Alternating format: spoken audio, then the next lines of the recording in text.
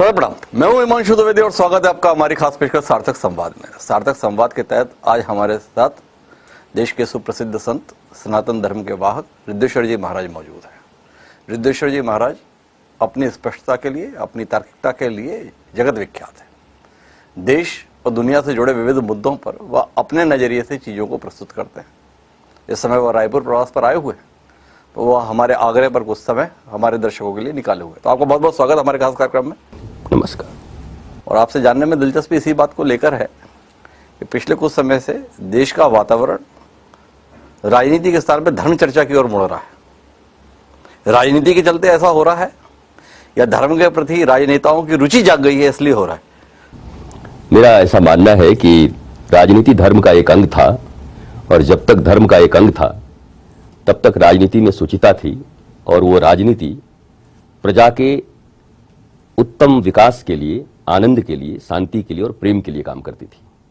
परंतु जब धर्म से राजनीति अलग हुई तो वो राजनीति अधार्मिक हो गई, अन्यायपूर्ण हो गई और कहीं न कहीं जनता के प्रति अन्याय हुआ, लोगों के प्रति अन्याय हुआ और राजनीति शब्द इस देश में गंदा बन गया। लोग उसे बहुत हेय दृष्टि से देखने लगे। पॉलिटिशियंस की तरह बात मत करो, तुम तो एक नंबर के पॉलिटिशियंस लगते हो, ऐसा लोग बोलने लगे। लेकिन आपको जानकर आश्चर्य होगा कि चाहे डिप्लोमेसी हो या पॉलिटिक्स हो, ये दोनों श्री कृष्ण से ही पैदा हुए हैं। श्री कृष्ण से बड़ा डिप्लोमेट आज तक कोई हुआ नहीं और श्री कृष्ण से बड़ा पॉलिटिशियन आज तक कोई हुआ नहीं। तो श्री कृष्ण ने जिस पॉलिटिक्स को जन्म दिया हो, जिनके कृपा से निकला हो, वो दूषित कैसे हो सकता है? वो तो भूषित है, भूषण है वो। तो कहीं ना कहीं धर्म से अलग हो गया था, इसलिए राजनीति की दुर्गति हो गई और राजनीतिक रूप से जो लोग शासित हो रहे थे उस प्रजा की भी दुर्गति हो गई। अब पुनः धर्म की ओर राजनीति का आगमन हुआ है, अंश अपने अंशी की तरफ लौट रहा है।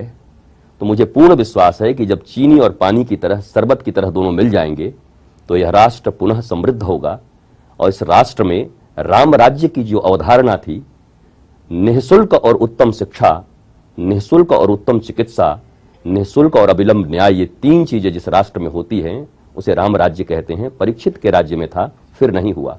आज अगर स्विट्जरलैंड में हो जाए तो स्विट्जरलैंड राम राज्य कहा जाएगा, हिंदुस्तान बैठ के देखता रहेगा।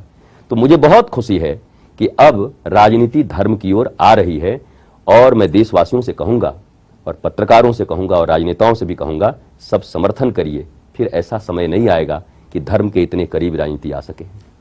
तो राजनीति धर्म की ओर आ रही है, तो राजनीतिज्ञ क्या संत होने जा रहे हैं या संत राजनीतिज्ञ होते जा रहे हैं, ये हम देख रहे हैं? मेरा ऐसा मानना है कि एक संत अच्छे से राजनीतिज्ञ भारतवर्ष में भी हुए हैं, गोरक्ष पीठाधीश्वर योगी आदित्यनाथ, और उन्होंने कुशल प्रशासन से और उत्तर प्रदेश में एक स्वच्छ शासन देकर, जहां बहु बेटियां बड़ी सुरक्षित होकर के निकल सकती हैं, साधु संत और आम जन वर्ग विभेद से ऊपर उठकर सबके लिए समान अवसर प्रदान किए जा रहे हैं, जहां ग्लोबल इन्वेस्टर्स आ रहे हैं और एक संत और एक प्रशासक और एक मुख्यमंत्री बैठ करके उनके साथ वार्ता कर रहे हैं, तो वो तो दिखा रहे हैं कि एक संत अगर राजनीति को अपना ले तो प्रजा कितनी खुश हो सकती है। मैं वही कहता हूं कि एक राजनीतिक व्यक्ति भी अगर संतत्व को अपना ले तो प्रजा खुश होगी। अंततः प्रजा की खुशी के लिए तो राजनीति हो रही है ना। तो प्रजा के आनंद के लिए धर्म को अपना ले राजनीतिक व्यक्ति और प्रजा की खुशी के लिए संत अपना ले राजनीति को। इससे भी कहां गुरेज है, होना ही चाहिए। नहीं, गुरेज नहीं है, पर आपने उदाहरण के लिए तो बता दिया कि संत जो राजनीतिज्ञ बना वो कितना सफल हो गया। तो कोई उदाहरण ऐसा भी बताएं कि राजनीतिज्ञ कोई संत हो गया, ऐसा आपके जीवन में कोई प्रसंग आया हो? देखिए, अब मैं इसे गहरा अध्ययन तो नहीं किया इस विषय में, लेकिन मुझे ऐसा लगता है कि राजनीतिक रूप से कोई व्यक्ति अगर संत हो जाए, मैं कम्युनिस्ट के एक लीडर को याद करता हूं, E.S. नंबूदरीपाद, जो सदा कम्युनिस्ट रहे पर अपने जीवन के अंतिम काल में 3 वर्ष तक इतने धार्मिक हो गए कि अपने उन 85 साल के जीवन को उन्होंने नकार दिया और उन्होंने ये कहा कि काश मैं इसको पहले समझ पाता तो मेरी जनता और ज्यादा प्रसन्न होती। तो ये भी एक उदाहरण है आपके लिए। एक बात जो इस समय चल रही है वो धर्म के संदर्भ में आप बात करें तो धर्म मतलब कोई क्या? हिंदू धर्म, सनातन धर्म, अन्य धर्मों के साथ में द्वेष, इस बात को लेकर द्वंद्व है। ये बहुत अच्छा प्रश्न आपका है, क्योंकि धर्म शब्द का अर्थ होता है धारयतीति धर्म, सत्य को धारण करने की क्षमता को धर्म कहते हैं। अब आप बताइए, सत्य, न्याय, प्रेम, अगर इसको धारण करके मनुष्य चले तो उसके जीवन में कितना आनंद होगा। तो धर्म शब्द का तो इतना ही अर्थ है। मत अलग अलग हो सकते हैं। इवन 8 अरब की दुनिया है, 8 अरब मत हो सकते हैं, इसमें कहीं कोई रोक नहीं है। लेकिन धर्म एक था, सनातन।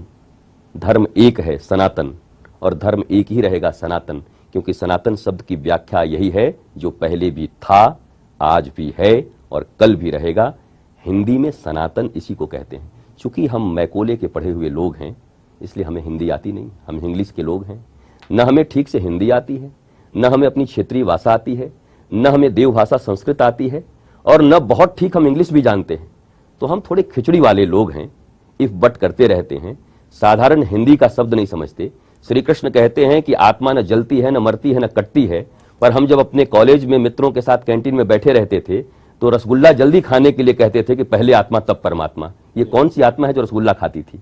तो कहीं न कहीं शब्दों का क्षरण हुआ है, हिंदी का क्षरण हुआ है। और भाषा जब अपनी महिमा को खोती है, गरिमा को खोती है, तो राष्ट्र और मानवता की अवनति होती है। और भाषा जब अपनी विद्वता की ओर अग्रसर होती है, तो राष्ट्र और मानवता सुगमता और आनंद की ओर प्रगतिशील होते हैं। शब्द तो आप बहुत अच्छे इस्तेमाल कर रहे हैं, पर देश के संदर्भ में दिखता कहाँ है? आपने कहा सनातन धर्म ही शाश्वत था, है और रहेगा। पर जितने भी हम सरकारी कागज में लिखते हैं उसमें धर्म पूछा जाता है। धर्म में लिखते हैं हिंदू धर्म, ईसाई धर्म, मुस्लिम धर्म। तो ये कैसी देश की सरकार है, कैसी देश की व्यवस्था है, जिस धर्म को आप बता रहे हैं उसे मान्यता देने के लिए तैयार नहीं है? इस देश की सरकार कभी राम सेतु को और राम को कल्पना मानने के लिए बाध्य थी जी। उस देश के सरकार से आप ये उम्मीद करते हैं कि वो धर्म और आध्यात्म में अंतर बता सके, धर्म और वर्ण और जाति में अंतर बता सके, वो विकास इत्यादि में अंतर बता सके? उन्हें कुछ पता नहीं था। उन्होंने वोटों की राजनीति की है स्पष्ट रूप से। मुझे ये नहीं पता विकास में उन्होंने कहीं ना कहीं ये जागतिक विकास किए होंगे, फैक्ट्रियां बनाई होंगी, सड़कें बनाई होंगे, जरूर किया होगा।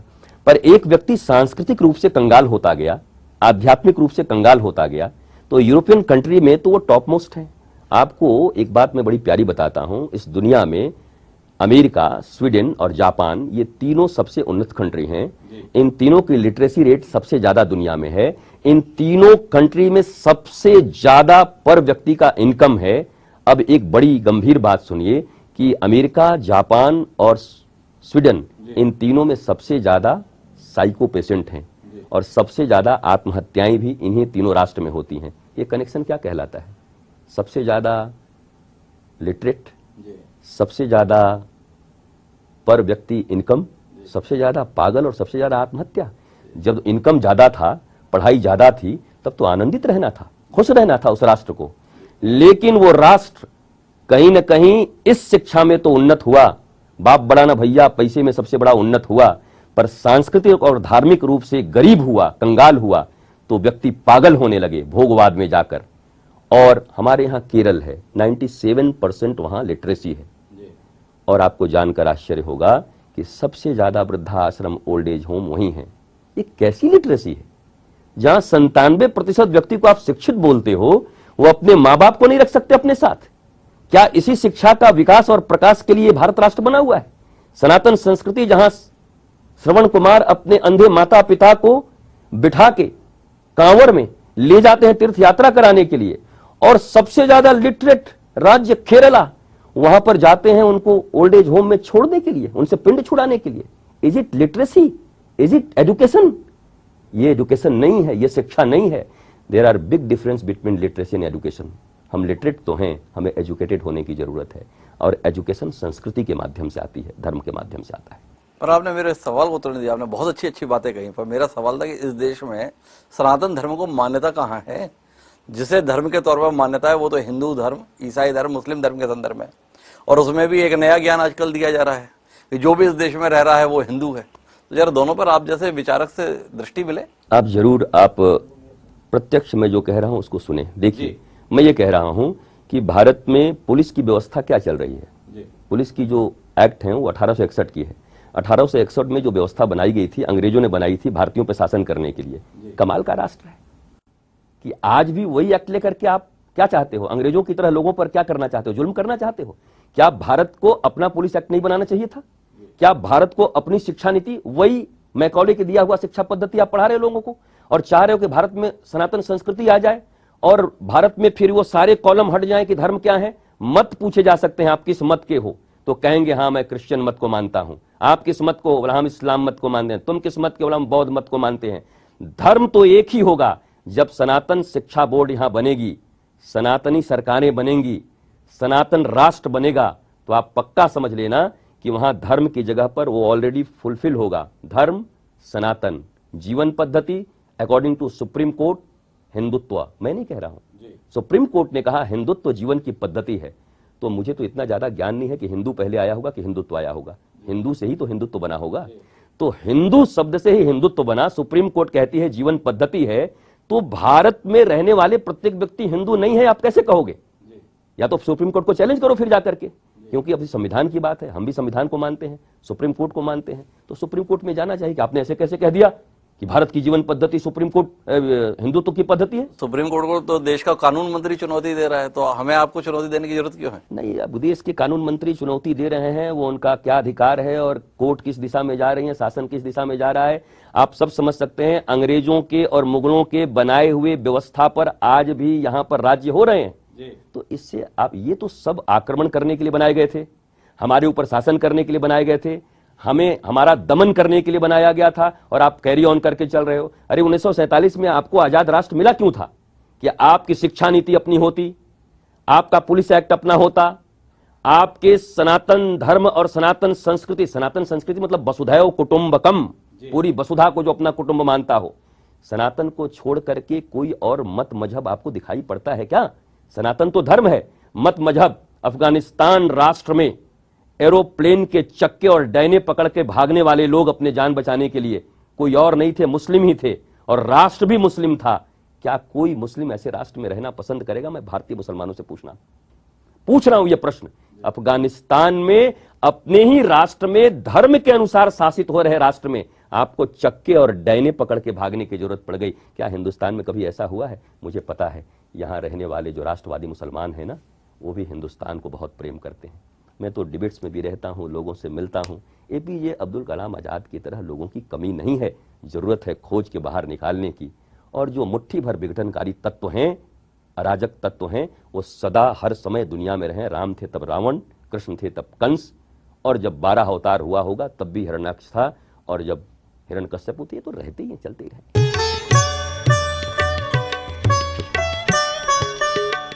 प्योर हनी की पहचान सिर्फ टेस्ट से नहीं, टेस्ट से होती है। प्योरिटी के 100 से अधिक पैरामीटर्स पर खरा है पतंजलि हनी। पतंजलि हनी, प्योरिटी की 100% गारंटी।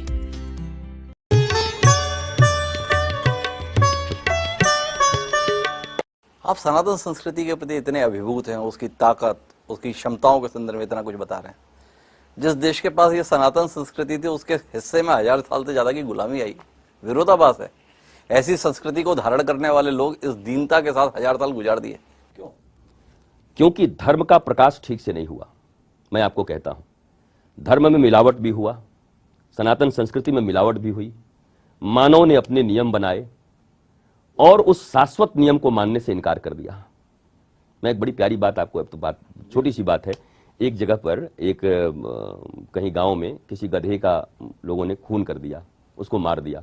तो दौड़ करके लोग आए, तो वहां जो पुजारी थे उन्होंने कहा ये तो बहुत भारी दोष है, तुमको इतना सोना दान करना पड़ेगा। तो तब पीछे से कोई आकर के दौड़ के बोला कि उसमें आपका बेटा संतोष भी था।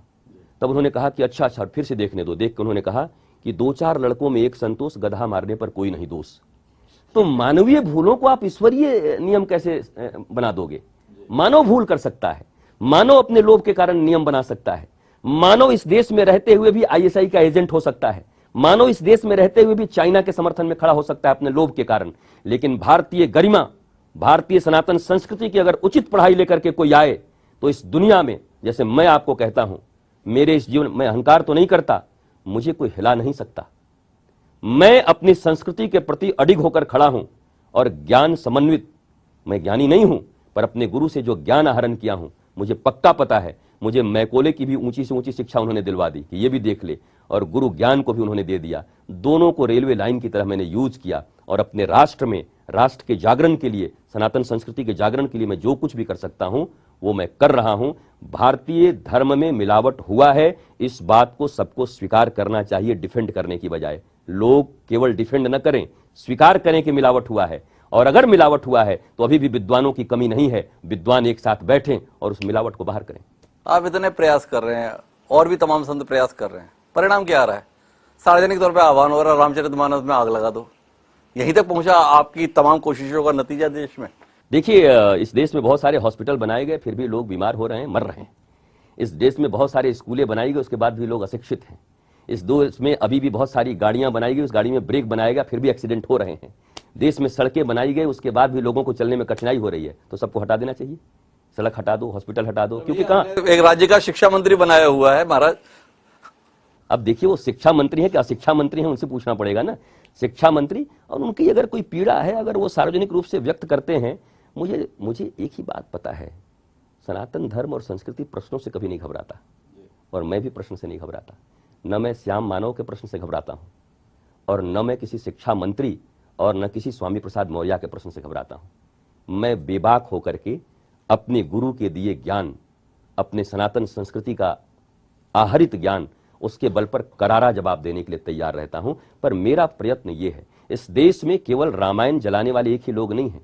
इस देश में आज के बहुत पहले भी दीनानाथ भास्कर बहुजन समाज पार्टी के एक लीडर हुआ करते थे, जिनको मैंने बनारस के पांडेपुर चौराहा पर रामायण को फाड़ते हुए देखा था, और बाद में उनको मंत्री बनते हुए भी देखा था भारतीय जनता पार्टी में। अब मैं आपको पूछता हूं, उन्होंने कभी एक समय में गलती की, लेकिन राम के सामने आकर के, संस्कृति के सामने आकर सरेंडर किया कि मुझसे गलती हो गई। तो भगवान तो ये कहते हैं, प्रणत पाल रघुवंश मणि कृपा सिंधु खरारी, गए शरण प्रभु राखी हैं सब अपराध बिसारी। हो सकती हैं गलतियां लोगों से, मैं तो चाहता हूं देर आए दुरुस्त आए, सभी लोग वापस आए, सभी लोग हमारे साथ बैठे। मैं तो विपक्षियों के साथ भी बैठता हूं। तो लोग कहते हैं आप विपक्षी के साथ हो गए हैं। विपक्ष पक्ष नहीं, वो भारत के नागरिक हैं, सभी भारतवासी हैं, और मैं साधु हूं, सबके साथ बैठूंगा। तो उल्टा हुआ, स्वामी प्रसाद मौर्य भाजपा में आए थे, मंत्री भी बने थे, वो भाजपा छोड़ के चले गए, तो ठीक कब हुआ? जो भाजपा में आए वो ठीक हुआ, या जो भाजपा छोड़ के चले गए तो ठीक हुआ? देखिए, मैं ये नहीं कहता, मैं कहता हूं कि स्वामी प्रसाद मौर्य ने कोई सवाल उठाया है, ठीक है, आप उनको गाली दे सकते हो, और उनकी भाषा भी गाली देने की है, वो भी दे सकते हैं। वो हमारी भाषा नहीं है, हमारी भाषा विद्वता की है, हमारी भाषा संतोष की है, हमारी भाषा शास्त्र के आधारित है। हम स्वामी प्रसाद मौर्य से भी अच्छे से बात कर सकते हैं। उनको गाली देना सिखाया गया होगा, मुझे नहीं सिखाया गया है। वो क्या कहते हैं, क्योंकि सांसद उनको बनना है, मंत्री उनको बनना है, विधायक उनको बनने हैं, बेटा बेटी को उनको बनाना है, चिंता उनको होगी। यहां कौन सा चिंता है? यहां तो धर्मपीठ पर आज भी बैठा हूं, और मैंने ऐलान किया हुआ है कि अपने शरीर के रहते रहते तक प्रत्यक्ष राजनीति में मैं कभी नहीं जाऊंगा। इस धर्मपीठ से ही अपने राष्ट्र के लिए जितना काम कर पाऊंगा, मेरे पास भी अवसर है बनने के लिए, और मैं बन सकता हूं कहीं से। लेकिन मैंने ये कहा है कि मैं धर्मपीठ पर रहते हुए सनातन संस्कृति का जागरण करूंगा, और जो लोग सनातन संस्कृति का पक्ष लेंगे उनके साथ ये साधु सदा खड़ा रहेगा। तो एक पीठ पर बैठकर आपका काम करने का तरीका है, एक नया चर्चा में आया है बागेश्वर धाम, माननीय धीरेन्द्र शास्त्री जी, उनका भी एक तरीका है, थोड़ा उस तरीके पे भी रोशनी मिले उस चमत्कार के संदर्भ में। अब आप प्रश्न इतने छुपा के पूछते हैं थोड़ा सा, और उत्तर पूरा चाहते हैं। तो अब देखो, वो महाराज बागेश्वर हैं और मैं रितेश्वर हूं, और यहाँ जितने भी लोग हैं इस दुनिया में, सब अपनी मेधा और प्रज्ञा से जन्म लिए हैं इस पृथ्वी पर, और कोई व्यक्ति किसी से मिलता नहीं, मत सबके अलग होते हैं। वो सनातन संस्कृति के लिए, हिंदुओं के लिए और राम कथा कर रहे हैं, लोगों को आह्वान कर रहे हैं, धर्मांतरण के विषय में बोल रहे हैं। तो जो राष्ट्र से संबंधित विषय हैं, उस विषय में उनका विरोध क्यों, हम क्यों करेंगे? अब आप चमत्कार की बात करते हैं, तो ये एक लंबा विषय है, लौकिक अलौकिक विषय। जो हमें दिखाई पड़ता है उसको लौकिक कहते हैं, जो नहीं दिखाई पड़ता उसको अलौकिक कहते हैं। सिद्धि नहीं होती मैं ये नहीं कहता, सिद्धि नहीं होती मैं ये नहीं कहता, रिद्धि नहीं होती मैं ये नहीं कहता, क्योंकि अगर सिद्धि रिद्धि नहीं होती तो हमको तो सब डिनाई करना पड़ेगा। सूक्ष्म रूप धरी से यही दिखावा, विकट रूप धरी लंक जरावा, भीम रूप धरी असुर संहारे, रामचंद्र के कांच सवारे, सुरसा के मुंह घुस के कान से निकल गए। तो उन्होंने तो सब काम किया, छोटे बड़े हो गए। तो वो सिद्धियां रिद्धियां होती हैं। पंडित धीरेन्द्र कृष्ण शास्त्री जी के पास है कि नहीं है, वो पंडित धीरेन्द्र कृष्ण शास्त्री जी समझेंगे, आप पत्रकार समझेंगे। मेरा ऐसे प्रत्यक्ष कभी मिलन हुआ नहीं है, दूरभाष से वार्ता होती है, करते हैं। वो जो शंकराचार्य जी ने कहा भाई इतना ही प्रताप है तो हमारे मठ की दीवारें ढह रही हैं, दरारें पड़ रही हैं, थोड़ा चमत्कार उधर हो जाए, तो आप शंकराचार्य जी के साथ हैं? देखिए, मैं संवाद में हूं, विवाद में तो नहीं हूं। मेरा यह कहना है कि वो शंकराचार्य हैं और साधुशाही परंपरा में रहे और पूर्व शंकराचार्य के इतने घनिष्ठ और निकटस्थ शिष्यों में एक रहे हैं और राष्ट्रीय व्यवस्था पर बोलते भी हैं, कहते भी हैं। उनका अपना मत है। उन्होंने कहा कि किसी भी धर्म में चमत्कार करने वाले लोग मेरे पास आए। उन्होंने ये कहा, किसी भी धर्म में जो चमत्कार करने वाले लोग हैं वो मेरे पास आए। और आज भी शायद वो कायम है अपनी वाणी पर, वो पीछे तो नहीं हटे, गालियां सुन के भी कायम है। तो मेरा ये कहना है कि आप अगर अपने मत को गाली सुन के बदल दोगे तो इसका मतलब आपका मत स्वाभाविक मत नहीं था। आपका मत जनता की राय पर निर्भर करता है। मैं समझता हूं सत्य कभी बहुमत और अल्पमत से नहीं चलता। अल्पमत और बहुमत से सरकारें चलती होंगी, पर सत्य कोई यदि तुर डाक न सुने तो एकला चलो, एकला चलो। गुरुदेव कविंद्र रविंद्रनाथ ठाकुर ने यह बात कही थी कि अगर कोई तुम्हारी बात नहीं सुनता, श्री कृष्ण की कोई बात नहीं, राम जी की कोई बात नहीं सुनता, अयोध्या में राम जी की बात सुनता तो अयोध्या वासियों को लेकर के युद्ध लड़े होते। बानर, भालू, कोल, भील, इन्होंने राम जी को साथ दिया, उनके साथ युद्ध किया। बल्कि जब सीता जी को वापस लेके आए तो बोलने वाले और मिल गए अयोध्या में कि बताइए सीता जी कहाँ रह के आ गई। तो मैं कैसे कहूं कि अयोध्या वासियों ने राम जी का साथ दिया? कहाँ राम जी के साथ थे वो? तो कौन किसके साथ है उससे फर्क नहीं पड़ता, स्पष्ट होना चाहिए। मैं ऐसा बोल रहा हूं, मुझे भी अगर तालियां मिले या गाली मिले मुझे कोई फर्क नहीं पड़ता। कोई ताली दे चाहे गाली दे, हम हो चुके अपने ठाकुर जी के। कोई चुगली करे या गुगली दे, हम हो चुके अपने ठाकुर जी के। कोई भला कहे चाहे बुरा कहे, हम हो चुके अपने ठाकुर जी के। मैं इसी सिद्धांत पर जीता हूं और जो सिद्धांत मुझे मेरे गुरु ने दिया है, मैं कभी अल्पमत और बहुमत के कारण बदलने वाला नहीं। तो आपने अपने संदर्भ में सारा कुछ कह दिया, तो मैं बातचीत को अंतिम प्रसंग पर ले जाता हूँ। आप तो ठाकुर जी के हो चुके, फिर भी बहुत सक्रिय हैं। इधर प्रवास, इधर मुलाकात, उधर मुलाकात, इधर उपदेश, इधर ज्ञान। तो कुल मिला के रिद्धेश्वर जी महाराज चाह क्या रहे हैं जीवन के संदर्भ में करना, जिसके लिए इतना परिश्रम कर रहे हैं? आखिरी सवाल। देखो, जीवन में दो चीजें होती हैं मानसू जी। एक होता है कि आज ये काम करेंगे तो आनंद मिलेगा, सफलता मिलेगी, एक धारा ये है। और एक धारा ऐसी है कि मैं आनंदित हूं इसलिए कर्म कर रहा हूं। तो मुझे कहीं से आनंद प्राप्त करना नहीं है, मेरे लिए कोई प्राप्ति शेष नहीं है। बुद्ध के लिए कोई प्राप्ति शेष नहीं रह गई थी। बुद्ध हो चुके, तब आ गए, लौट गए राजा बिंबिसार के पास और कभी आकर के आम्रपाली के पास चरण धुलवाते थे और इत्र से चरण धुलाती थी। बुद्ध से भी ये प्रश्न हो सकता था कि महाराज इतना तो राजपाट छोड़ के गए, बुद्धत्व प्राप्त हुआ और फिर लौट आए, इसी सब में घूम रहे लोगों के बीच। जब आपको कोई चीज मिल गई और आपके भीतर वो आ गया, तो आपके जो इस राष्ट्र में लोग हैं, इस दुनिया में लोग हैं, ईश्वर की हम संतान हैं, सब मेरे सहोदर भाई हैं। मैं तो आनंदित हो गया। मैंने एक गाना सुना है और मैं उसी पे चलता हूँ, मुझे बहुत प्रिय है। जिस रास्ते से तू निकले वो फूलों से भर जाए, तेरे पैर की कोमलाहट सोते भाग्य जगाए। ये किसी हीरो हीरोइन के लिए नहीं है, बल्कि ये उन महापुरुषों के लिए है कि जो फूलों की तरह सुगंधित हैं, जिनके विचार सुगंधित हैं, जो विवाद नहीं संवाद पैदा करते हैं। ऐसे महापुरुषों को तो एक जगह बैठना नहीं चाहिए, बल्कि उन्हें पूरे राष्ट्र ही नहीं पूरी दुनिया में घूमनी चाहिए और अपने धर्म, कर्म, प्रेम, आनंद, शांति के सूत्र का सुगंध फैलाना चाहिए। तो मैं भी उसी रास्ते पे निकला हुआ हूं। इसीलिए मैंने कहा कोई प्राप्ति बाकी नहीं है, कोई लक्ष्य नहीं है कि मुझे कुछ बनना है। ऑलरेडी इनर ब्लिसफुलनेस मेरे साथ है। मैं बहुत घूमूंगा और अपने लोगों के बीच अपनी प्रज्ञा को बांटूंगा, भगवान के प्रेम को बांटूंगा। तो ये थे हमारे साथ में स्वामी रिद्धेश्वर जी महाराज, जो स्वयं के संदर्भ में तो सब कुछ प्राप्त किए हुए, लेकिन स्वयं प्राप्ति करके संतुष्ट नहीं है। उन्हें लगता है कि इस देश में रहने वाले जो लोग, जिनकी सनातन धर्म में आस्था है, उनके जीवन के कल्याण के लिए वह निरंतर प्रयत्नशील रहे और उसी के तहत वह निरंतर प्रवास पर है। हमारी शुभकामनाएं, आपका आशीर्वाद हमारे दर्शकों के साथ बना रहे। तो दोस्तों, आज की बातचीत में इतना ही। जल्द फिर मिलेंगे किसी नई शख्सियत से। मुझे दीजिए याद। सदा प्रणाम।